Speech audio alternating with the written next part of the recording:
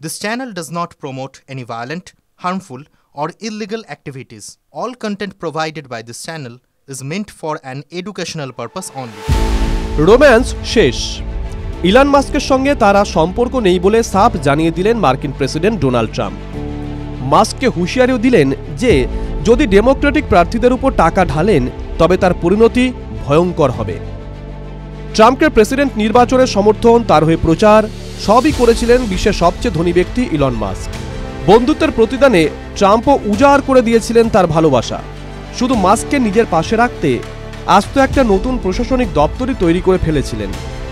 এমন হরিহরাত্মা বন্ধুত্ব তা কিন্তু বেশি দিন টিকল না।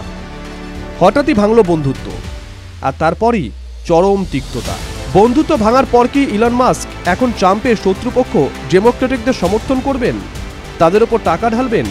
এই প্রশ্নের উত্তরে প্রেসিডেন্ট বেজায় রেগে বলেন, যদি ও তাই করে তবে ওকে এর মূল্য চোকাতে হবে, চরম মূল্য চোকাতে হবে।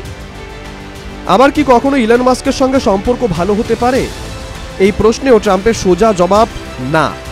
টেসলা কর্তার সঙ্গে তার সব সম্পর্ক শেষ এবং তিনি ইলন মাস্কের সঙ্গে কথাও বলতে চান না। ট্রাম্পের সোজা কথা, আমার আরও অনেক কাজ আছে, ইলন আমায় অসম্মান করেছে। এপস্টেইন ফাইলে ট্রাম্পের নাম রয়েছে, এই দাবি করেছিলেন ইলন মাস্ক। একদিন পরে যদিও সেই পোস্ট ডিলিট করে দেন, তবে বিষয়টা ভালোভাবে নেননি ট্রাম্প। যৌন অপরাধী জেফারি এপস্টেইনের সঙ্গে জুড়ে প্রেসিডেন্ট পদকেই অপমান করেছেন ইলন মাস্ক, এমনটাই দাবি করেন ট্রাম্প।